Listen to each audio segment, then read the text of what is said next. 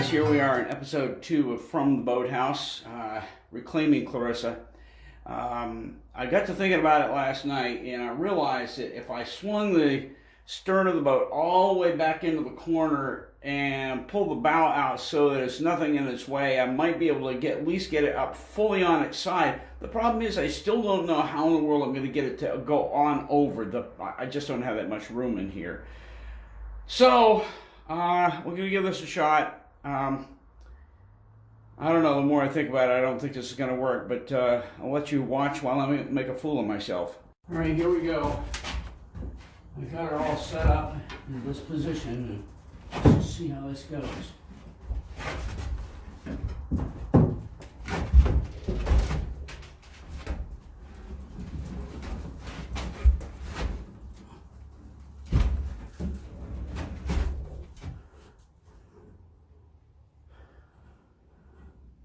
Let's see if I had somebody here to help me.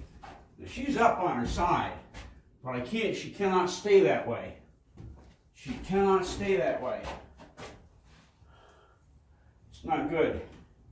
I mean, she's built ruggedly, but I don't like the whole idea of her.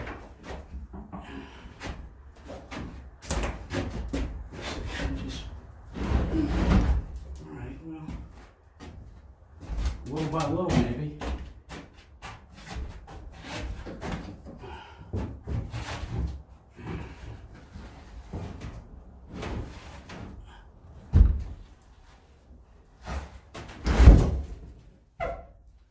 Well, she is solidly on one side now, which means the pressure is pretty much off.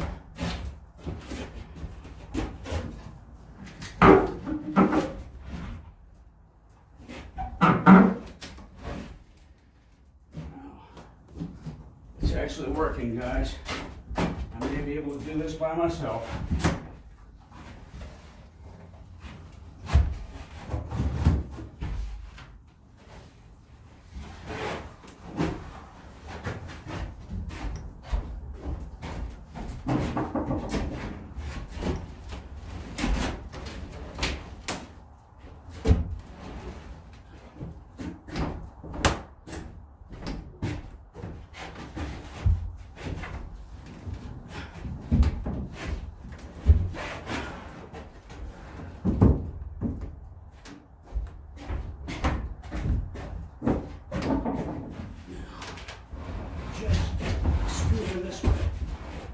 This to get in the corner like that. I think we've almost got it. Almost got it. Let's see if we can go all the way down. I don't know if I can. No. She's propped against the back of the wall.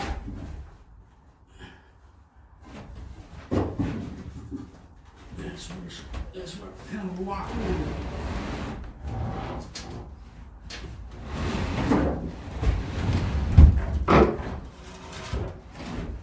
Guys, we are down.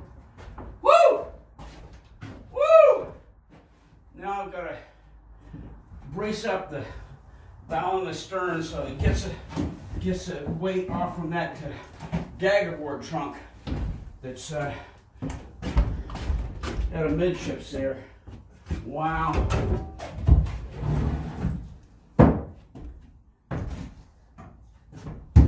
Dude, you did it.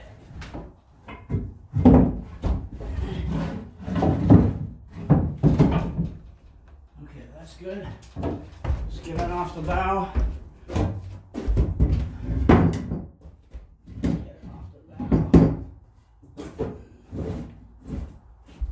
Get the weight off from that dagger board trunk. Let's go underneath here. Guys, we did it. All right, I'm going to shut this off for now. Well, guys, that was a job. I love it. I love it. I love it. She's right side up, and now I can work on her. You know what? all that thinking about it early in the morning before I ever got out of bed, and here she is right side up. So that was worth it. All right, I'm gonna get out of this. I'm gagging on the amount of dust I just kicked up, and I need to go outside and breathe some fresh air. The old boathouse is kind of cruddy after all these years. Hey guys, here we are back up in Vermont, out in the boathouse, and getting ready to show you some of the new stuff or some things we have planned here for Clarissa. I've got a major rot area, and that's got to go. And let me just turn this around. I'll show you what we're dealing with. I've already replaced the planking and the whole back section on the port side here. It seems the port side has always been the one that's given me trouble. Keep in mind this boat is at least, 35, going on 40 years old.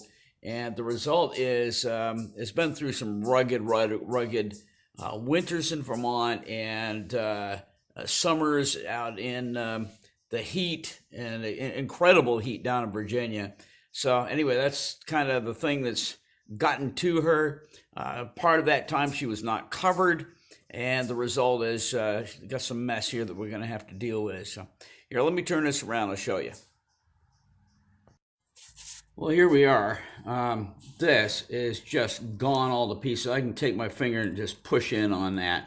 Up in here, it's all right below this rub rail here.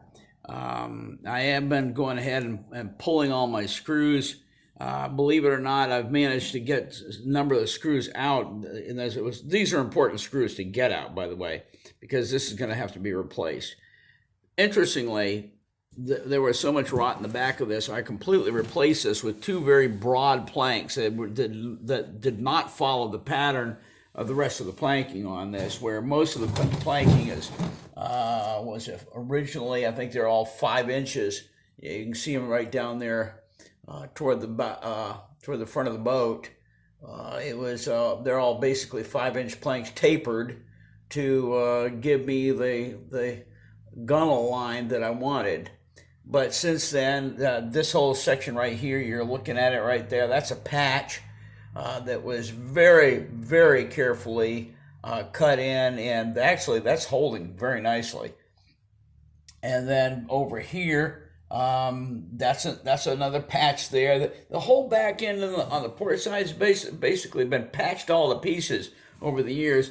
And then these two big ones back here are, that was really a way of trying to handle the rot in a big way. Just get these done, to take out all the rot in those, 4 planks that were there and cover it in 2 big broad ones. Well, it doesn't look very good, but I'll tell you what, it's holding. And those are still good and solid and everything that goes. But right here, this is rot. This rot is, as a matter of fact, you can put my finger right into that. That's all rotted right there. Coming out of this section here and all up in through. This top plank has a bunch of rot in it. And I know what it was from. This spent one winter upside down up in Piermont, New Hampshire, basically uncovered, and it was under a drip line. All that water got down in right here and just kind of started rotting.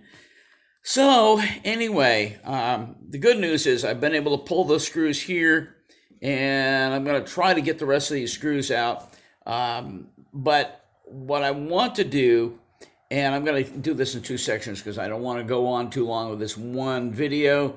But what I want to do is be able to not have to scarf this, not cut this rub rail. I like to be able to keep this because this is a wonderful solid oak rub rail. I've got 6 of them in this boat. You're looking at one over there where you're inside grab rails. And then outside rub rails, and then you got 2 basically what do I want to call them? Basically, these are I don't know what you want to call them. Anyway, they're basically there to cut off any possibility of water coming into the boat. They go over the top of the seam between the bottom and the side of the boat. So, the plan, from what I can tell at this point, is I'm going to cut this top plank out all the way from here to the back, and somehow manage to get it completely free of the rub rail, but also free of the verticals, the strakes, the ribs, so that everything stays intact. The ribs will stay right where they are. The rub rail, except I'm going to have to somehow manage to hold that in place back here while I cut out what I need to cut out of that one plank. It's a mess. It's a lot of work, but I'm going to give it a shot. And in the meantime, I've also purchased, and here, let me break this, and I'm going to show you this new thing that I've planned to use here to try to accommodate my situation without having to rip out the guts of this boat. Okay, well, over the next couple of episodes, I'm going to start bringing Clarissa's parts back in here, but this is a seat. I brought this in for a reason, so I could have a place to sit while I'm working on the inside of the boat, and also a place just to store stuff under it and then on it. But anyway, in a Cape Cod oyster skiff, the original design of this was all open. There's a deck that goes down on these bottom ribs here. What they would do, because of the way that this boat was designed, this is the only seat in the whole boat. And it was there for one reason, to be manning the tiller and minding your lines. But other than that, there was just a big deck area. And what you would do, because this boat is extremely stable, being flat bottom, you basically can stand right out like this. And with your oyster rake, you can take and just go right down over the edge, right into the water, and haul up those oysters and bring them. You just plop them right out on this big, wide open deck here. And that's the way she was designed. Then you just have your daggerboard trunk, and I half-decked her in mahogany, but originally they were not. There was no decking whatsoever. It was just wide open boat right up to your daggerboard trunk. Where you could just pile all your oysters and then take them into market.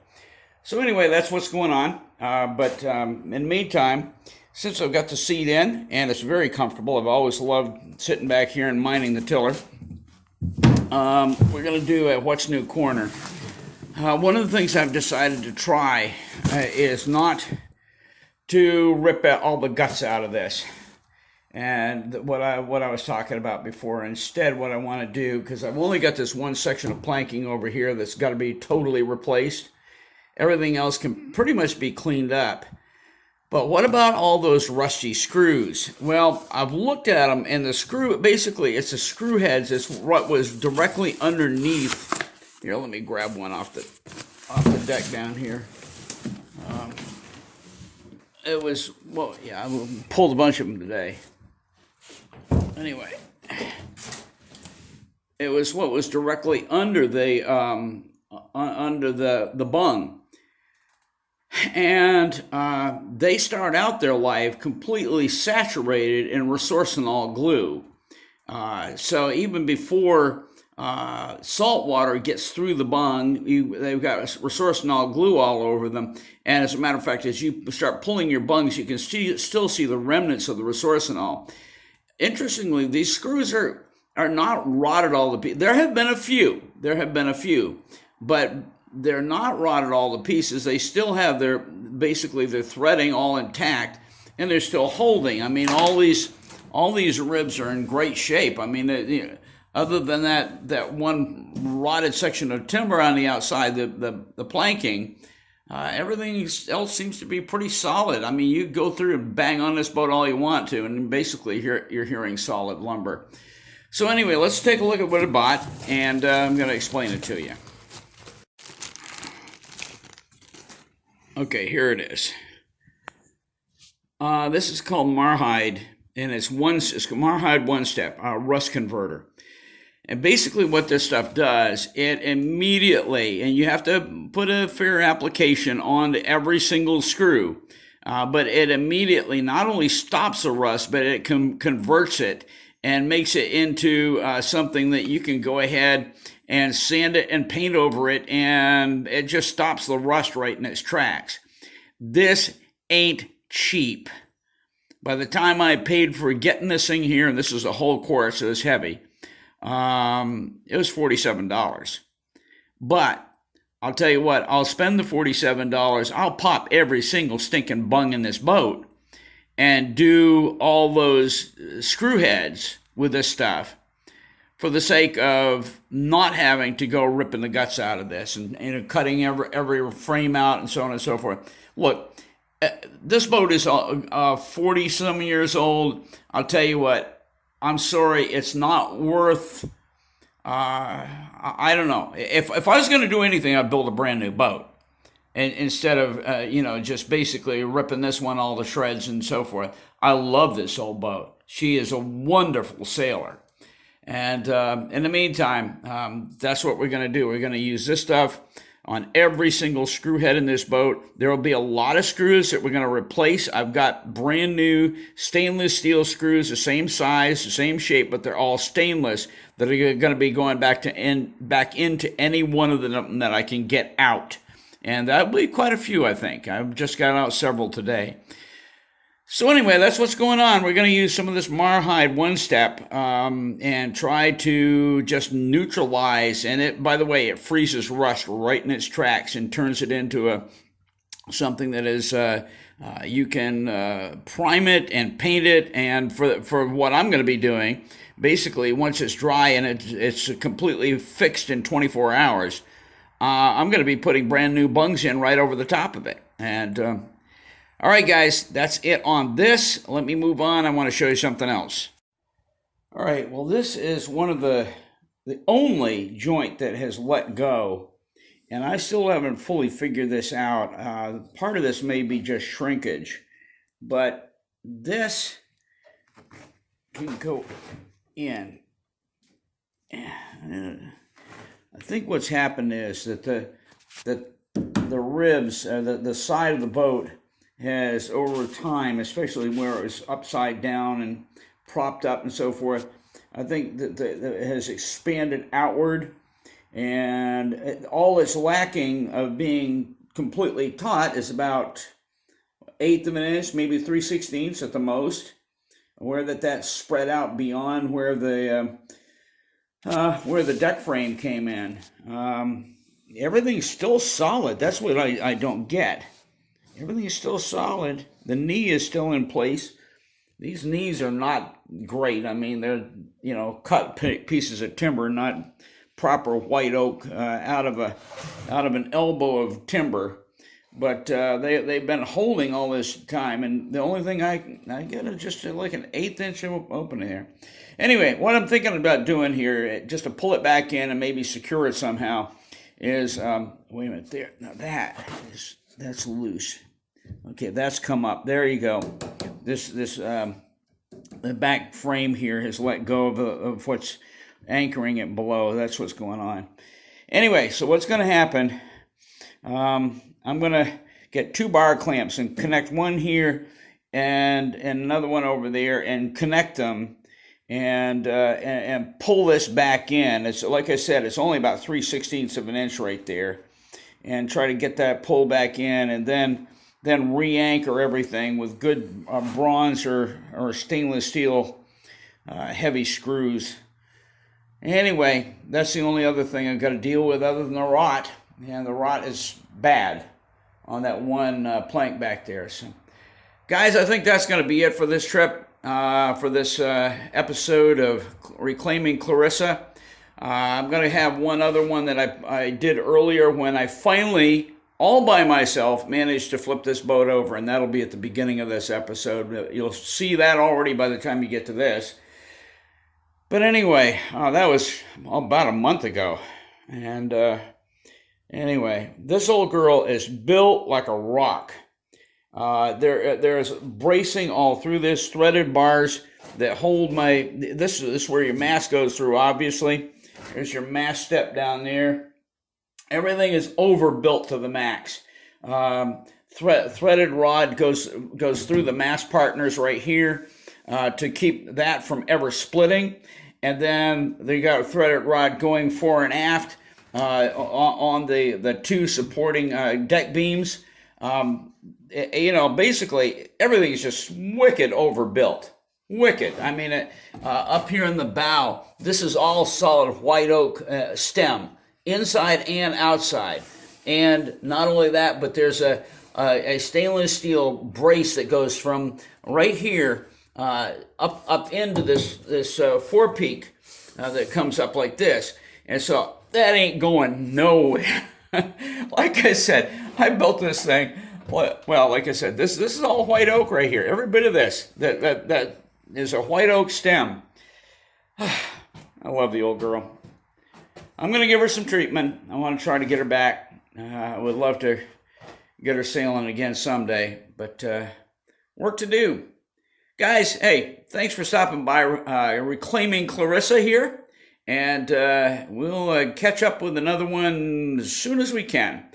Obviously, restoring Little Girl has to take priority for right now, but I love this old boat, and I've had some marvelous adventures in her, sailing around Grand and Little Island and up the Sepuit and down from West Bay down to East Bay, and just awesome stuff, guys. I'd hate to lose her, so we're going to keep working, and I'll keep you apprised of the progress as we get going.